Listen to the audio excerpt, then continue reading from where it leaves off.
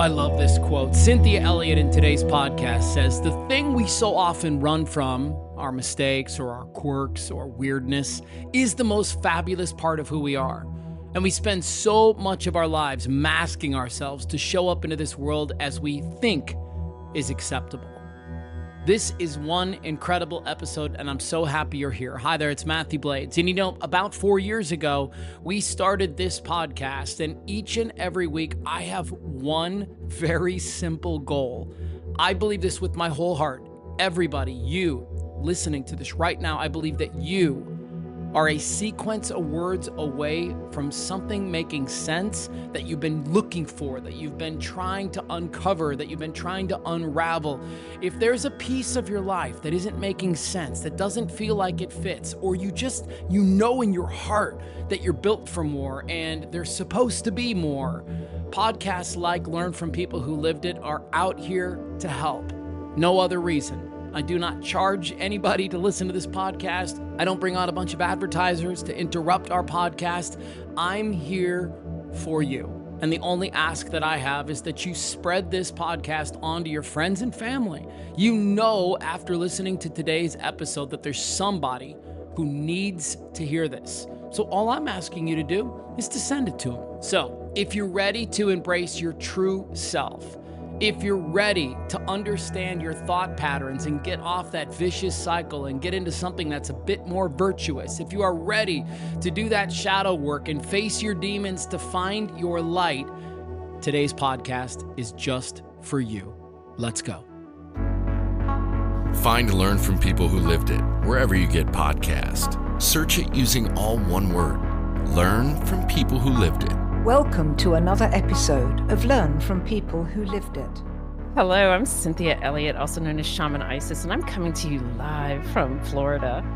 Okay, so what story are you here to share today? I'm here to share the story of the power that raising human consciousness has to not only make individuals happy, but also to help humanity grow in its happiness. Oh, man, we could use a dose of that. All right, who do you hope hears this?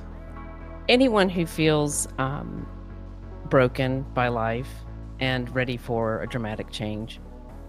I once was one of those people, Cynthia. I felt very broken and crumbled up into 1,000 pieces. And then somebody said something to me one time that changed my life. He looked right at me and he said, "You're not broken. There's nothing wrong with you.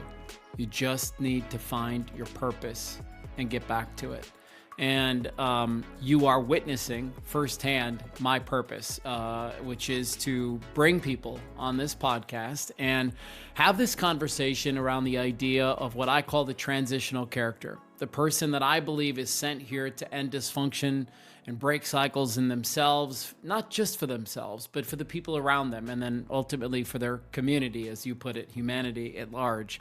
So I'm really excited that you're here today because you have one of the more colorful, pasts, or you're just a really colorful character. And I can't wait to kind of scratch the surface a little bit and figure out who is this woman. So thank you for being here. Thank you. And, I didn't know who she was for a really long time. I learned to embrace that colorful background and realize that it allows a lot of people to identify with my journey and be able to learn from the things I learned the hard way. Yeah, it's such a compliment the way I say it. Trust me. So do you want to go by Cynthia? Do you prefer to go by Shaman Isis? Or maybe you could explain that and we could start there. Yeah, I was born Cynthia Elliott, and we'll talk a little bit about that. 'Cause that's a whole story in and of itself. But when I had a few years back, I had a spiritual awakening that was much needed. I had been miserable and depressed for over a decade, and I had a powerful spiritual awakening. I had been called to shamanism as a teenager, and I said, "Absolutely not. That sounds like being a nun." And I as a grown adult, once I changed my life and learned that I now knew how to be happy, I wanted to share it with other people. And so I took on that call to shamanism. So shamanism is my spiritual avatar. But I go by Cynthia's fine. Yeah. Yeah. So your friends, do they call you Shaman Isis? Do they call you Cynthia? Cynthia, how do they refer to you? It's funny.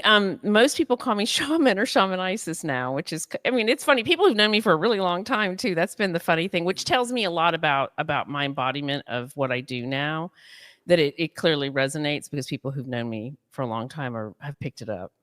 Yeah. So I know what a shaman is, right? That sort of Mhm. spiritual guide. What does the ISIS part of that mean? Because I think a lot of people hear that word and they think about the terrorist organization Yeah. and they're like, what is she about? Explain that. Yeah, I get that. And trust me, I had that conversation when my spirit guides were like, Shaman Isis. I was like, You want me to do both of the word shaman and you want to make it that much more challenging. So Isis was the goddess of mothering, healing. Mm. She also oversaw the rites of passage on to death, and she was really worshipped for thousands of years on Earth. And it was not until this just shows you the power of the patriarchy. She was literally a goddess worshipped around the planet forever. Egyptian, origins, worshipped in Egypt, and then in the last 25 years, that reputation has really been tarnished by a group of people who took the name for themselves. And so when I had that conversation with them, I was like, "Do you really, really, really ISIS?" They're like, "Yes, because we need to reclaim her name." And I was like, "Okay, I can do that." The goddess of healing. I love that. The goddess of healing. Well, Shaman Isis, I'm glad you're here. We have so much to get into today, and I know that we will on my particular podcast. I love to start with kind of 0 to 10 in terms of your age, and just where we all start has such a profound impact on the programming that lies within us, the belief systems that we have about who we are. And so, will you give us a little glimpse into who Cynthia was 0 to 10 before she be stepped into this shaman Isis energy? Absolutely. I was raised in a Catholic orphanage in the South in the 1970s. A rather brutal time to be in any kind of orphanage because of the violence, the challenges that go on in a restrictive environment like that. But I spent most of those years in that orphanage and visiting my mother on occasion. So I did know who my mother. I knew who my parents were, but unfortunately, due to addiction, ended up being in a foster Mm. home. It was a really powerful experience. Like I had beautiful experiences, like seeing Sister Aunt Elizabeth taking care of babies who were never going to live past 6, 7 months old, and the beautiful energy in which she did that. Just pure love and pure light, as well as getting my backside kicked by really unhappy nuns. And but I had some freedom whenever they were worshiping or cleaning or cooking. I would run around. I would squeeze through the gates and go running around Memphis, and got to know all these amazing characters in Memphis back in the 70s, like real colorful characters, because Memphis was the murder capital of the country at the time. So it was quite an adventure. And I documented that adventure in Memory Mansion. So, yeah, this is the book that you've got out, and I'm going to throw it up on the screen for anybody that's interested. I mean, just such a beautiful, colorful cover, almost has this, gosh, what would you call it? Almost this futuristic Yeah. color scheme to it. And what's interesting is if you dive deep into Memory Mansion, you're not talking about this elaborate 50,000 square foot home in Hollywood Hills. The mansion is actually the reference to you and Mhm. your brain and the memories that live within you. Do I have that right? Yeah, you do. You do. When I was really young, I didn't understand that I was neurospicy, neurodivergent. I just knew that I handled things a little bit differently than other kids. Neurospicy. I'm writing that Yeah. down. And I knew that I knew that it would be really important to me one day to be able to understand a lot of the things that happened in my childhood, because a lot of them were really traumatic. And so I asked my mother, what do what are how do you remember everything in life? And she's like, well, you can't. You only remember the highs and the lows. And I was like, well, I want to remember everything I want to remember. And she was like, well, that's impossible. And well, don't tell a neurospicy kid something's impossible. So I sat down and I was meditating from as far back as I can remember, literally as Really? long. Yes, yes. And even my mother was like, don't show anybody that you're doing that. They're going to think you're weird, because I was a toddler sitting down meditating. But it was in a meditative state that I started to put memories in boxes and put those boxes on shelves in rooms in my mind. And it was how I had decided that I would be able to keep those memories straight, because I wanted to be accurate. It was really important for me to see things for what they were, as best as I could. And so that's where the name comes from. It speaks to the mansion in my mind where I stored all the good and bad memories. So many of us do that, and what's interesting is I would love to talk about this. So let's dive into it. Going back and taking a look at some of the less than pleasurable moments in your life, especially if, you grow up in an orphanage and you've got maybe the challenges that are presented, your way. And what I want to try to do here is make this bigger than just Mathew and Cynthia, right?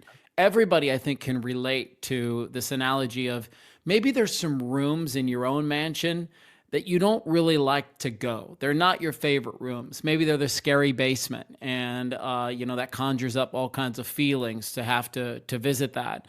I know for my own journey, one of the things that was really important was to get into those scary rooms, and face off with.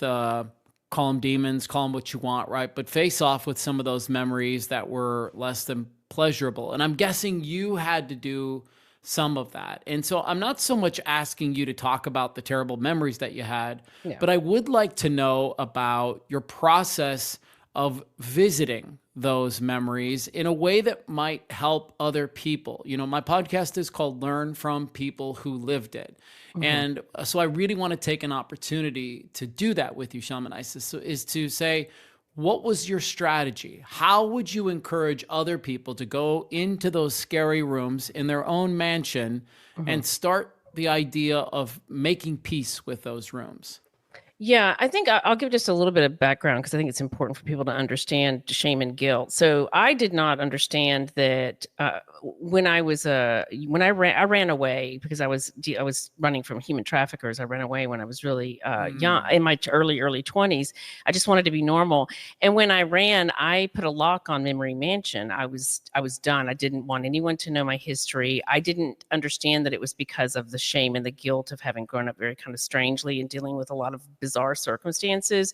So I put a lock on it and I ran away. They found me in California. I ran off to New York, changed my name again with the help of the FBI. And I had this incredible career, and I never spoke about my history ever until I reached my early 50s. I was overweight. I was unhappy. I was miserable, and I had been for a very long time. And it was having this moment where I woke up one day and I realized that I was going to continue to be miserable and unhappy if I didn't have a serious conversation with myself. So I stood in the mirror and I looked in my eyes for the first time in a decade. And I was like, girl, you're fat, you're unhappy, you're miserable, and you need to find out what this is about. And that's when I decided to unlock Memory Mansion. And I did. I had this whole mental conversation where I broke the lock and I began to actually speak about things that I had not spoken about in 30 years. And it was this cathartic week-long, it was a verbal vomit on my best friend who was like, who are you? And I got it. I just purged it out of my system. And it was in looking at the human consciousness scale done by Hawkins. So Dr. Hawkins has a scale of consciousness that I use a lot in my work. It was in looking at that I understood that I was living in guilt and shame, and that I had been living in guilt and shame about my history for decades.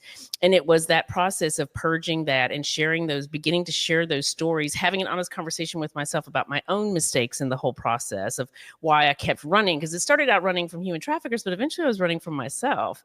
And I think we do that. So often we do that. We see our mistakes and our secrets as these scary things that begin to control our lives. And eventually it sort of gets out of control to the point where it's like, how do we begin to unravel that? And it was in having those, purging that and having honest conversations about the things that had happened and what was my fault, what wasn't my fault, and the things that I had done that were mistakes, and allowing myself to forgive myself, which I think is so important for so many people, because I don't think a lot of people understand that guilt and shame are the lowest vibration of human consciousness. And when we live there, we're in the survival paradigm, and that is a miserable place to be. So if you are unhappy a lot of the time, it's a good chance that you may be in the survival paradigm of human consciousness, where our vibration is low and our outlook on life and the world isn't that great. And you can actually change that. You can change that. I did.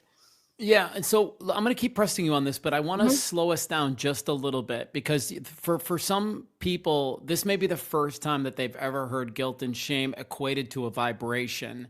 And I know what you're talking about, but I want you to explain that to somebody who says, "What are you fucking talking about? This is a frequency and this is a vibration." Like, I experience guilt and I have shame, and I grew up in, a lot of people that I talk to on this podcast that grow up in a religious house experience guilt and shame. But break this down a little bit about it being a frequency. Yeah, sure. So I'll share with what I call the reality wheel. It's something I created to help other people understand what I had come to the realization about. So our Okay. our thought habits are gifted to us by our childhood experiences, and they're really all we know. So we don't actually look at them as though these thought habits are bad and these thought habits are good. They're just what we grew up seeing. And so our thought habits, which are mostly our family, but can be community, church, school, create our fundamental repeating conscious and subconscious thought habits. Our thought habits create our mental state. Our mental state creates our emotional state. Our emotional state is energy in motion. That's where the word emotion comes from. And our emotion creates a frequency and vibration, and that frequency and vibration is the lived experience that we are having at any given time. So if we have a lot of subconscious and conscious thought habits that create an unhealthy mental state, that create an unhealthy emotional state, then we will create an unhealthy frequency and vibration. And that is the lived experience that you're having. So it's in understanding that process and taking command of that process that someone can begin to say, okay, when I'm not in a great mood and I'm not feeling really well, I have some conscious and subconscious thought habits going on that are creating this whole cycle. When you begin to switch out those thought habits, the unhealthy ones that you start to pin down, like when that happens, this is when I get into an upset mood and I lose my temper. When you begin to switch those thought habits out for healthy thought habits, you create a beautiful mental state, which creates a beautiful emotional state, which creates a beautiful frequency and vibration. And that becomes the experience that you have then. The more you practice that cycle, the more you see your triggers as an opportunity for growth and not something to run from, the more you can live in a more beautiful, healthy frequency and vibration, which is higher up on that scale. Yeah, it's great. I think a lot, pardon me, a lot of people are familiar with the law of attraction. It's one of the laws of the universe that, people find the sexiest. And thanks to the book, The Secret, it's the one that, a lot of people got exposed to. And I always remind people, yeah, there's a lot of other laws of the universe too, but that is one that people can grab onto. And so I think what you're suggesting is that if I'm buzzing, right? If I'm buzzing at a low frequency, I'm probably going to attract a lot of low frequency energy my way, which is why bad things continue to happen to people who are buzzing on a low frequency. Is that accurate? Yeah, absolutely. Yeah, that when we create an unhealthy frequency and vibration, we attract what we are, and that just is what happens. And that's why, like, if you're walking and you're in a bad mood, and you're like, I'm going to trip over that, or this accident's going to happen. The likelihood it actually increases, and it's the same that's true for the opposite. When you're in a beautiful frequency and vibration, and you're gifting that to the world with your very essence, you're going to attract people who see that and understand that about who you are. We can feel that. We can feel each other's frequency and vibration. Have you ever gone into a room and you're like, oh boy, there's an argument that just took place in here? That's your ability to sense energy. So do you think it's as simple, and again, I know the answers to some of these questions, but I want to get your interesting take on it. Do you think it's as easy as just flipping the light switch on? Like, can you wake up on a Wednesday and on a Thursday wake up and have a higher frequency? Can I make that choice and institute it that quickly, or is there more to it? There's more to it. You need to have, thought habits are our habits. Okay. When we've made that decision, it really does boil down to the habits that you're willing to indulge in and the amount of work being practiced that you're willing to put behind the behavior that you're wanting. So for me, I looked at this scale and I was like, okay, I don't want to be down here in guilt and shame because it's caused me to be depressed for 10 years. I want to be up here where love is. I want to be up there. And it was in practicing, which I don't think we talk enough about in the spiritual mindfulness community, that it takes practice to get to that next level. But if you really want to experience life differently and you're willing to do the work on yourself, you have to commit to the fact that there will be a timeline, and it's different for everybody, of you catching those moments and making the choice to change the way you're feeling. And that ability to change the way you're feeling is in energy management. A huge part of your life experience is about you understanding that you're really here to learn how to manage your energy.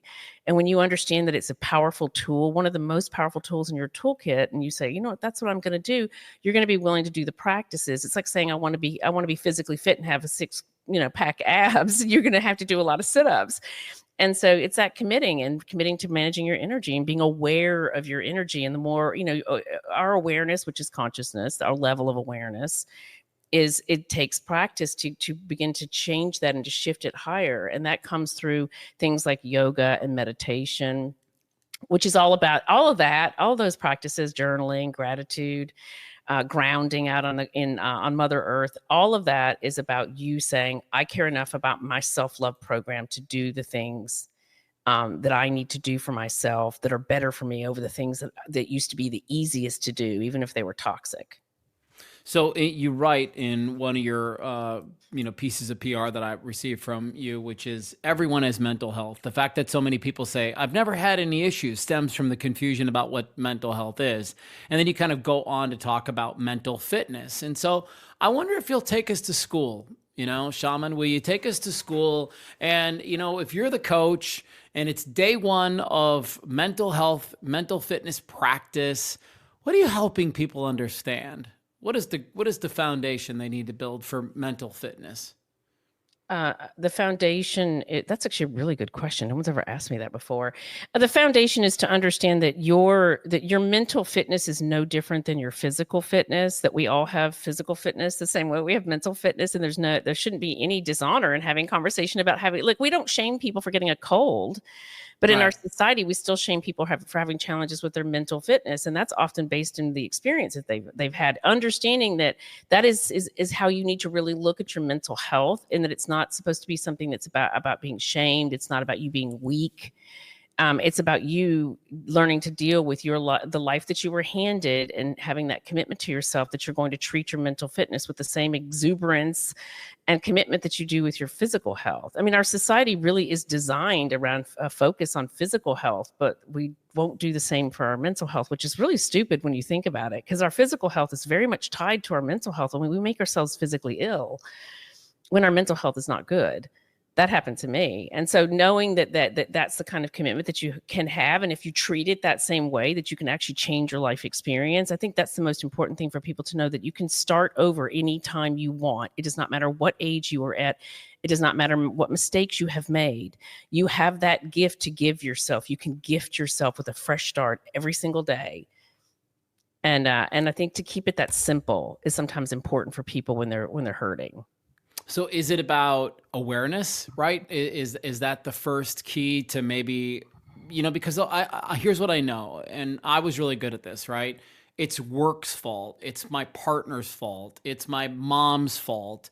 It's and then I was working with this healer, and he was telling me about the 7, maybe it's not the 7, but there's postures of the Native American culture. And one of them is this pointing posture.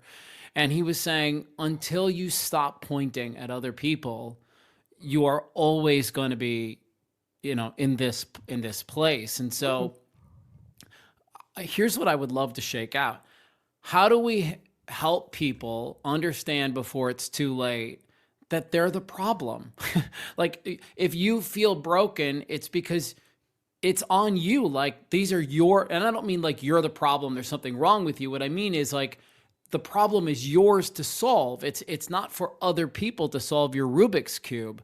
It's your responsibility to solve the Rubik's Cube for yourself. So how would you coach somebody because you probably run into it all the time, right? People that are like still in that story of it's everybody else's fault. I had a shitty ex-husband. I had terrible parents.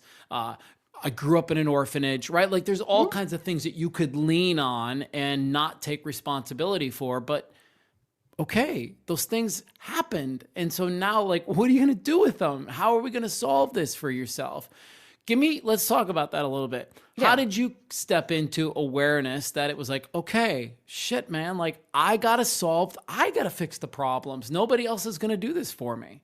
Yeah, I think a couple things there. One, it's understanding that your perception of a situation is your reality, and if you are in the victim mentality, which is what's so great about the consciousness chart, is at the bottom it shows you the survival paradigm. The survival paradigm is about being in victim mentality.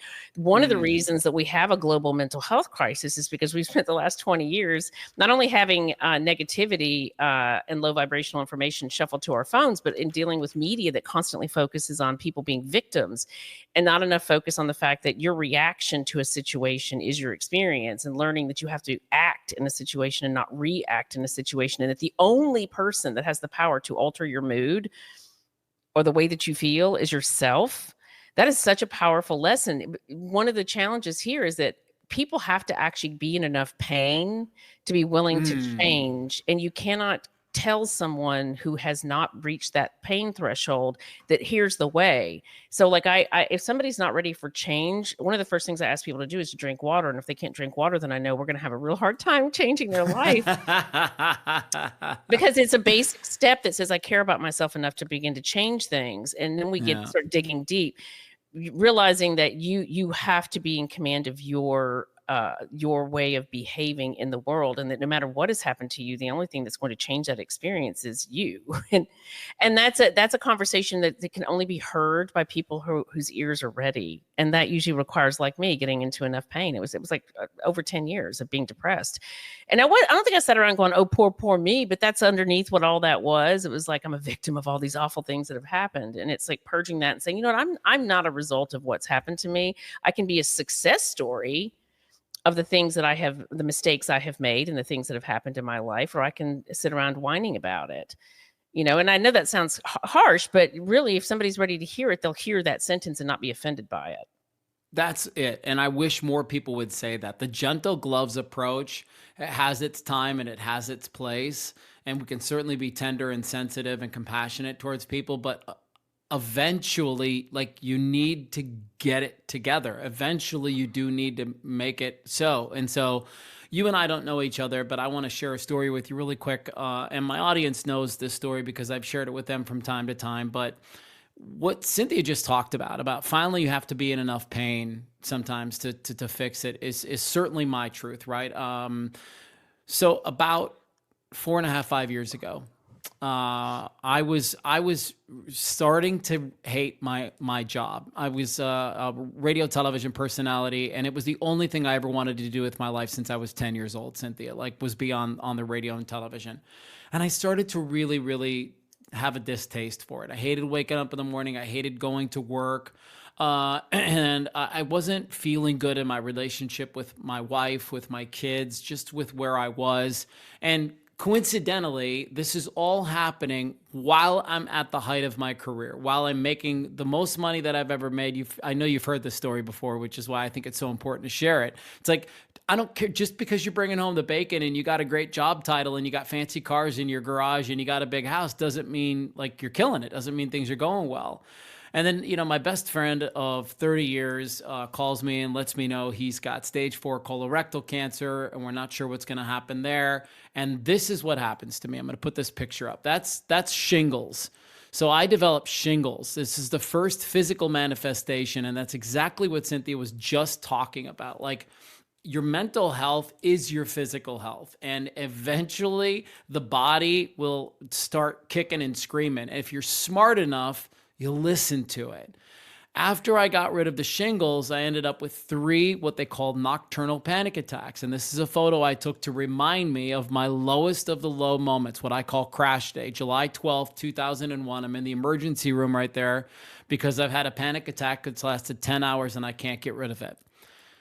Thank God I'm smart enough, aware enough in that moment to know that, because what happens, Cynthia, is the doctors come in after they ran all the tests and they tell me there's nothing wrong with me. And they're like, well, sorry, we can't find anything physically wrong with you. And so I knew in those moments that if it wasn't physical, then it was mental or spiritual or probably both, right? And this is why I wanted to have you on the podcast. This is why I wanted to have this conversation with people, is because so many of us, we wait until we hit the floor before we start to make any really big changes in our life. We wait until what you just said a few minutes ago, until it's so painful that we just go, and this is what it looks like for so many people. They drop to their knees and they pray to God for the first time in 20 years. And they say, God, I'll do whatever you want me to do. Just tell me what I'm supposed to do. Show me a sign. Tell me what I'm ready to solve my life. And if I could provide any service for the next 30 years of my life, it would be, you don't have to wait to get to that. You don't have to wait until you hit the bottom before you can start to say, hand up, I want to make some changes. I can see myself going in a way that it doesn't feel really good for me, and I'm ready for something new in my life. And so I wonder if you will help us understand through your own journey how you were able to A, come to that awareness, and then B, how you were able to step into this new energy of like, okay, I'm going to solve this for myself. Yeah. For me, I woke up one day and I hadn't looked in the, I think I mentioned this earlier. I hadn't looked in the mirror in a really long time because I knew that I would see the pain in my eyes. I was terrified of trying to confront my history because I was 50 years old and had never talked about a lot of really bizarre things that had happened in my life experience. Painful things, terrible things, right? Yeah, really weird things, like living with a foster father who drilled holes in the walls throughout my high school, all my high school years, being spied on. Weird things like that you don't want anyone to know when you're a teenager because they're going to blame, because this is the 80s, they're going to blame you. But I woke up one day and I was like, you're 50 years old. You've never used your real name. I had never used Elliott because when I went on the run, I changed it. And then I changed it again when I ran to New York. And then I was like, and then I got married and then it changed on its own. And I just sort of was hiding in plain sight. And it was in that realization, it's like, how old are you going to be before you like use your real name and actually have a conversation with yourself and other people about what your real experiences have been like? And they might actually understand your behavior a little bit more. My very reserved type A personality, which was all a mask. And so it was that conversation in the mirror where I made a commitment to myself that I was going to get healthy in mind, body, and soul. And I do believe that our mental health crisis is a spiritual health crisis. That's just my personal opinion about that. And so I made that commitment and I started to make changes, and I started to speak without shame about the mistakes that I had made, the experiences that I had, and to share with other people. And it was a long process. Like, I don't want to pretend to people that it was like some, magic anointing that, I got, tapped on the head by the magic wand. And then a couple months later there I was Shaman Isis, ready to teach the world. It took me a couple of years, and it took writing my books for me to really be able to heal a lot of that history. But the truth is, no matter what has happened in your experience, no matter how bizarre, no matter whether it was your fault or whether it was something that happened to you, when you decide that you're no longer going to live with the shame and guilt of something that's from the past, and you make that decision that you're going to sort of own it, you're going to release it, you're going to change your behavior, you're going to learn to get in command of your life experience, and you're going to create bliss in your life. Those are all actualities. This is not some fantasy that I'm weaving for people. It did take me time, but if somebody wants to feel differently, if you want to understand what real joy, sustained joy is like, that getting out of bed can be an exciting experience almost every single morning. You can really get out of bed really excited about what you have going on in your life. You can actually have all of that. You just have to be willing to confront your rigid way of behaving, which is what for most people is a survival. I mean, that's usually their survival mechanism for dealing with whatever has happened to them. But you can change. Anyone is capable, but you just have to make that commitment to yourself and be willing to do the practice, which takes time, which is the thing we don't talk about enough in spirituality. It does take time. It takes you being willing to use your triggers for growth, which means beginning to be aware enough to recognize when you're tipping into a bad mood and saying, okay, wait, I'm going to love myself enough to stop everything that's going on. And I'm going to look at what's happening here and what may have caused it so I can begin to become aware. And what happens with practice is you begin to shorten the time between something happening that triggers you to be in a bad mood or to be upset. And that timeline gets shorter and shorter. And pretty soon you'll start seeing that coming from afar off, and you just wave at it and be like, I remember when I used to react to you. A simple example of this is you're driving down the road and somebody cuts you off. And our fear reaction is to flip them off and cuss them out. And it's this illusion of being in control and that we go through. This is a small example of this process of being triggered. A healed version of somebody has that person cut them off and goes, gosh, I really hope that everything's okay in that person's life. And that you can actually show up in life that way. And now you're acting and not reacting. And it helps you stay in beautiful energy, that's where the money's at. I love that analogy. I practiced Buddhism for about 8 years, and I was studying under a Geshe-la, and Geshe-la Michael said, I want you to make your morning commute your practice.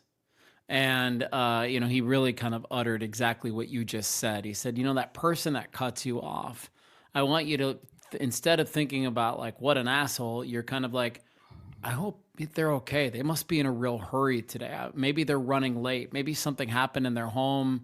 Their kids just took a little bit longer to get ready, or they got into a little bit of a fight with their wife or their spouse or something like that. And, they're in a real hurry. And instead of like, how can I make their life worse this morning? It's like, wait, hold on a second. How could you make their life better? Because here's one truth that I think everybody will have to land on. It's like, that guy that cut you off, he ain't thinking about you for 2 more minutes. You're not even in his thoughts or her thoughts. She just going, keep on going. So don't you worry about them for another minute, because they're certainly not worried about you. Let's get back to the mental fitness piece and okay, coach, we're in practice right now. Mm-hmm. And you mentioned that, it's going to take a little bit of time. We all know that. And then here's another phrase that people use all the time, and you've used it a couple of times, doing the work. And I always want to press people a little bit. It's like, hold on, okay, we can't just say doing the work and then move on. What is doing the work? What does that look like? Mm-hmm. I think for me, when I say doing the work, I'm referring to shadow work and your spiritual practices. Yes, let's go. Shadow work. Let's talk about it. Yeah. So shadow work is when you hear me mentioning using your triggers for growth, that's what that is. It's learning, practicing being aware enough to be present in your energy, which for me, consciousness is presence and energy. Is to be present in your energy at a level in which you begin to see when you're shifting from a good mood to a bad mood, just to generalize it, and being present enough when something is happening that either will set you off or you can feel is going to set you off, having the self-control to see that for what it is, and that it's a reaction in you that you have to practice turning into an action and learning how to manage that situation for yourself, not managing other people, which is an illusion of control. And it is the continual and ongoing practice of being in that awareness so that you can catch those moments, so that you can do whatever practices work for you to help you act instead of react. So I have a little, looks like a cheat sheet that takes people through 10 steps for what to do when you get triggered. It's the way to help people begin to learn what to do. And the first one is your breath. And that gets said so much. It's like the doctor telling you to drink water. Everybody gets told that to the point where they can't hear it anymore. But the truth is the vast majority of Americans are dehydrated. So apparently it's not working because we can't hear it anymore. The same thing is true for breath. Your breath really is life. And when we are beginning to get triggered, we begin to breathe very shallowly, and this creates more anxiety. And the more anxiety we get, and it just snowballs from there, especially if we're letting our mind travel the carousel of thought. If you're circling that moment, that situation where you got upset and that person said or did that, and you're just going to keep making it all worse. And the next thing you know, you're having an anxiety attack, or you're sliding into depression, or you're grabbing a drink or a drug or whatever it is that helps you, manage your energy in a very unhealthy way. And it's choosing to breathe, to step back from situations instead of pushing into them because you've been triggered. It's to step back and look at it for what it really is, and that your behavior in that moment can decide which direction that goes, and that maturity and a beautiful life experience resides in you learning to practice that self-control so that you can choose what you should do in that moment that's going to help the moment evolve in the most beautiful way possible. And that shadow work of seeing your own junk and how your junk informs your triggers that's where the money is at. Like one of the things that I do with clients is have them fill out a healing worksheet where they write down all the things that have happened in their life that have been traumatizing. Some of them they were involved in perpetuating, like, drunk driving, things like that. Some of them that happened to them, like being molested or raped. And we do that because it's in putting your history down that you begin to see the patterns and how those things that occurred are actually still informing your behaviors now. And so shadow work is really owning. It's like not dwelling in your history. It's not revisiting on the carousel of thought that bad thing that's happened. It's seeing how that occurrence is still informing your behavior now, and owning that the only person who can change that is you. Okay. And would you mind being a little vulnerable for us today, and sure, maybe illustrating with one of your shadows, something that you have to kind of go back and visit with, and listen, I'll jump on the train and join you if you like, but you're the guest. So what's a shadow that you have to continually work on? So one of mine, which is something I'm actually working on now, is that I've had some pretty toxic experiences, and I worked in fashion for a really long time, and I closed my agency and took this incredible job at a high fashion house to dress major celebrities for big time events. And I was so excited about it. Only when I started, they had a real problem with me because I wasn't blonde haired and blue eyed, which sounds insane to people now, but high fashion in the 90s and the 2000s, the big PR girls who worked in New York City were often from really wealthy families, and they did have blonde hair and blue eyes, a lot of them, even if it came from a bottle.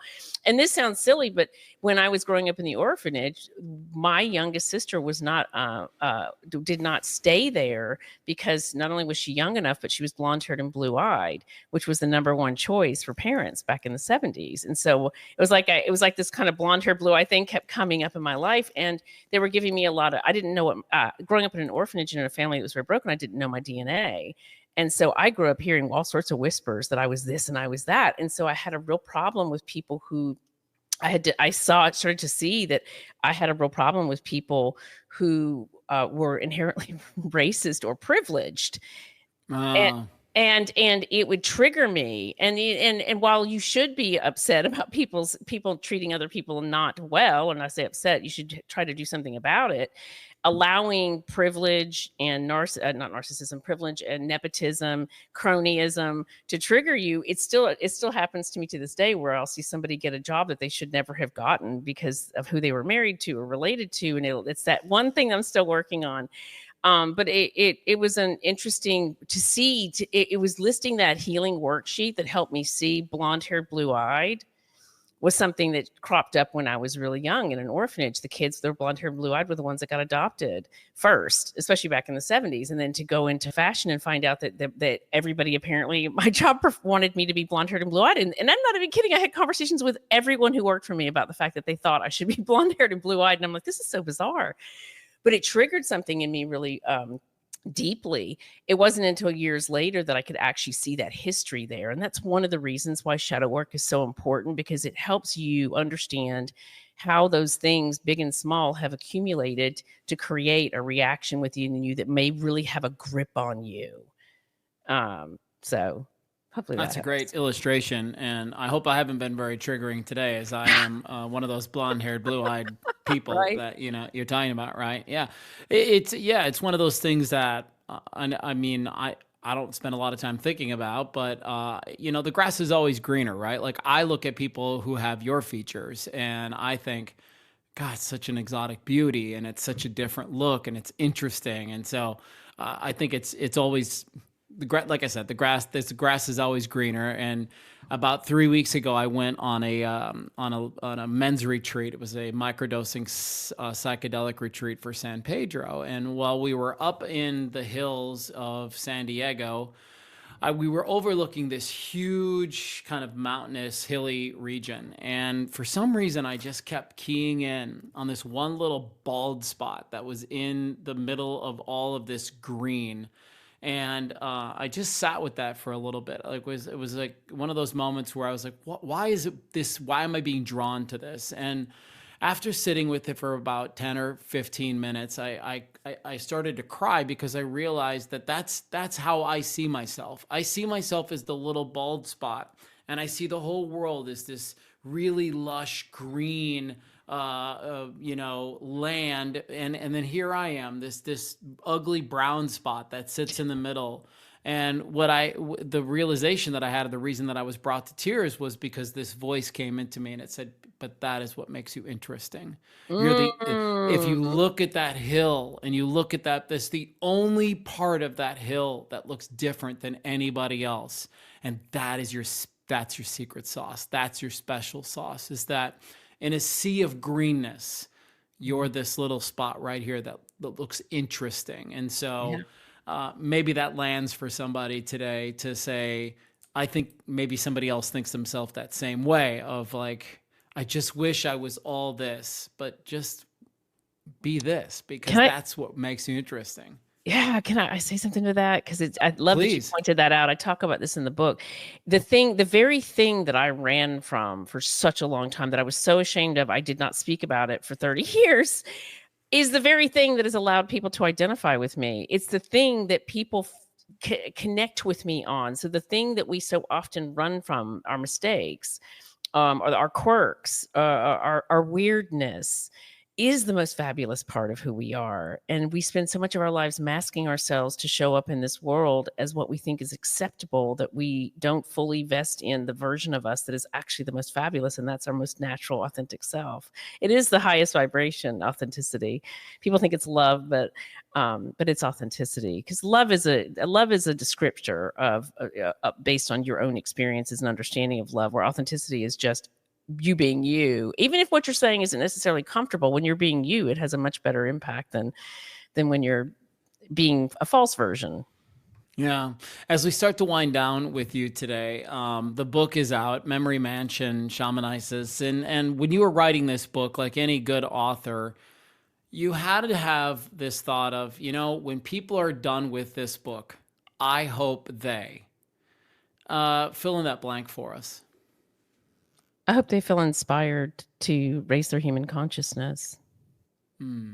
It's in higher consciousness. So because we're all connected to each other, when you raise your human consciousness, not only do you blossom in your own life, because we're all connected to each other, it has a halo effect on everyone around you.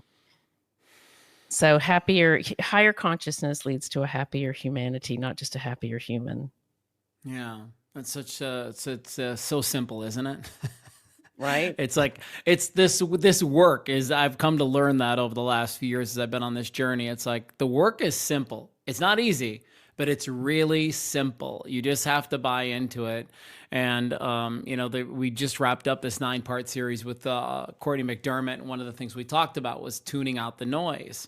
And, when you're ready to raise your consciousness to the next level, trust me, there's going to be some noise. There's going to be some people who question you, that wonder, can you? And really, it's their own shit. It's their own fear, because they know that if you do it, boy, they either have to do it too, or they might not be in the picture. And that gives, them some level of anxiety. And so let's end on this discussion right here.